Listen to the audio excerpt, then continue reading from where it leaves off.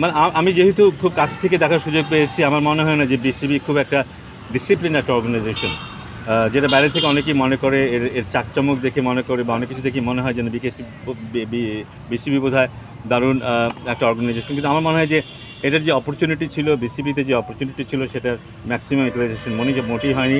সেটা অনেকগুলো কারণেই হয়নি, অনেকের ইচ্ছাকৃত ভুলের কারণেও হয়নি।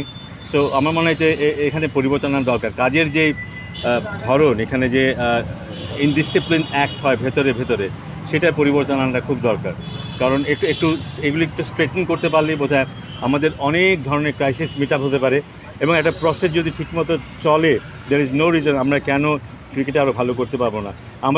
আমাদের তো অবস্থান এমন হওয়ার কথা না যে নেপালের সাথে জিতবো আর আমরা খুব খুশি হয়ে যাবো, সেই জায়গায় তো আমাদের থাকার কথা না এখন, কিন্তু তেমন হয়ে গেছে কিন্তু।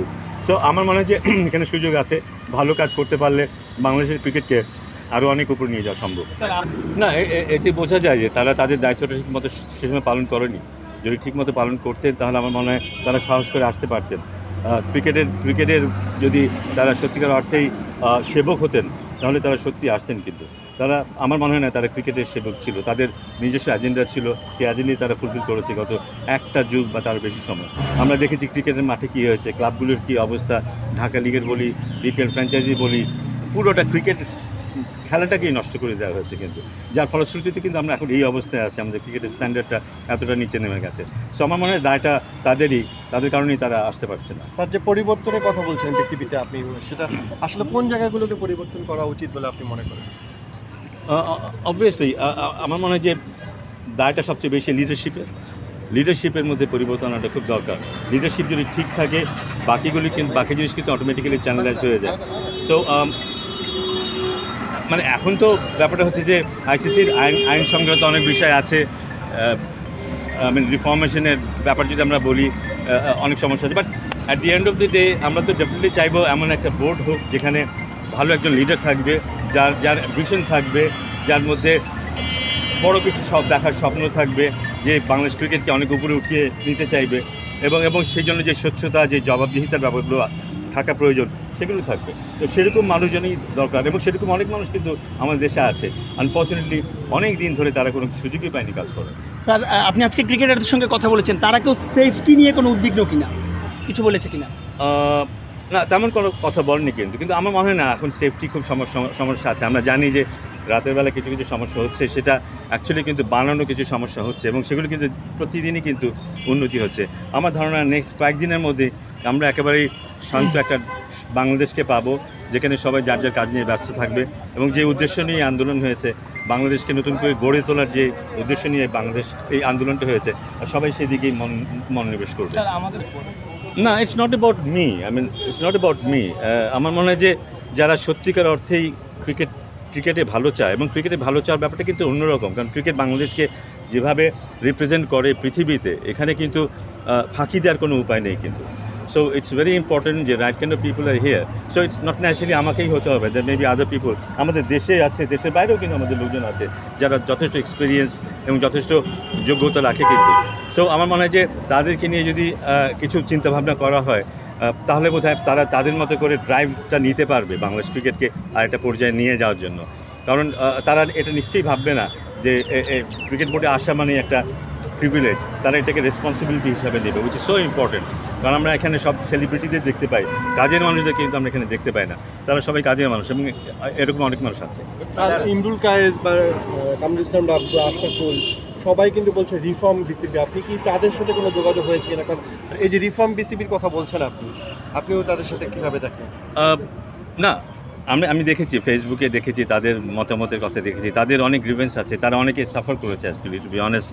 বিকেএসপির অনেক ডিসিশনের কারণে তারা নিজেরাও সাফার করেছে, ফ্রাস্ট্রেটেড হয়েছে, ডিপ্রেশনে ভুগে গেছে, যেটা হওয়া একেবারেই উচিত হয়নি। সো সে কারণেই তাদের এই কথাটা বলা, এবং এর সাথে দ্বিমত করার আসলে অবকাশ নেই। কারণ যদি একই মানুষ যদি একই কাজ করে, রেজাল্ট কিন্তু একই হবে। সো আমার মনে হয় পরিবর্তনটা খুব জরুরি। কাউকে আমি ছোট করছি না, বড় করছি না, কাউকে আমি দোষারোপ করছি না। আমার মনে হয় পরিবর্তনটা দরকার। তাতে যেটা হবে যে নতুন কোনো অ্যাক্ট আমরা দেখতে পাবো, নতুনভাবে ক্রিকেটকে এগিয়ে নিয়ে যাওয়ার একটা প্রক্রিয়া হয়তো আমরা দেখতে পাবো তার মধ্যে দিয়ে। So না অবশ্যই ওখানে যদি ইনপুট দেওয়ার সুযোগ থাকে অবশ্যই অবশ্যই সেখানে অংশগ্রহণ করব। আমার মনে হয় যে শুধু আমার কথা বললেই হবে না, যারা যারা যারা যারা যারা এইসব বিষয়ে অবগত আছেন, যাদের যাদের ধারণা আছে, তাদের কাছ থেকে বোধহয় আইডিয়া নেওয়া দরকার যে কারেন্ট অবস্থানটা কী বা কী হতে পারে। এই আইডিয়া নিলে তাদের পক্ষে ডিসিশন নেওয়াটা খুব সহজ হয়। স্যার আপনি যে রূপরেখার কথা বলছেন, এখানে কি ক্রিকেটাররা থাকবে কিনা, বর্তমান সাবেক ক্রিকেটাররা সবার কনসার্ন নিয়ে সেই রূপরেখাটা দিতে চান না, বিসিবিতে কি পরিবর্তন হবে?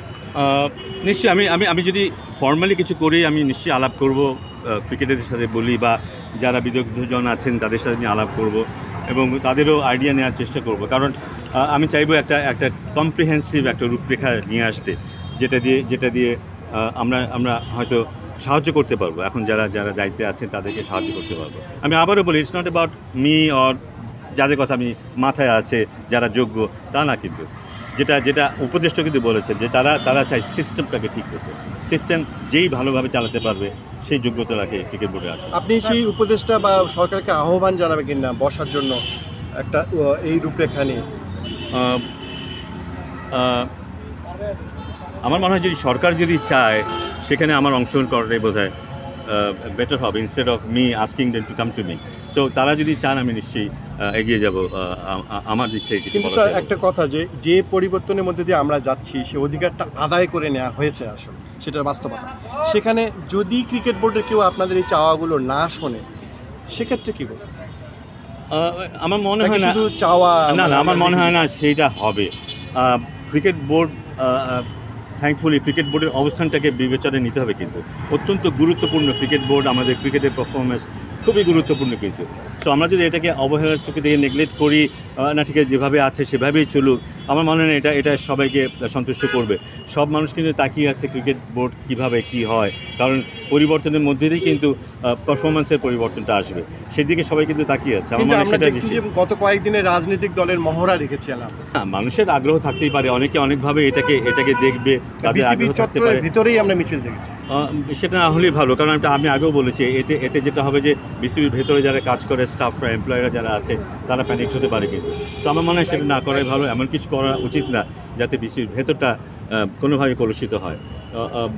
আমি অ্যাকচুয়ালি টু বি অনেস্ট আমি এখানে কথা বলতে চাইনি, হঠাৎ করেই কিন্তু ঘটনাচক্রে এটা ঘটে গেছে কিন্তু। সো আমি মনে করি যে সবারই সেই সেন্স অফ রেসপন্সিবিলিটিটা দেখানো প্রয়োজন, সবারই দায়িত্ব নিয়ে কাজ করা প্রয়োজন। ক্রিকেটটাকে যেন কোনোভাবে আমরা ক্ষতিগ্রস্ত না করি। এটা খুব পার্সোনাল কোয়েশ্চেন। আমি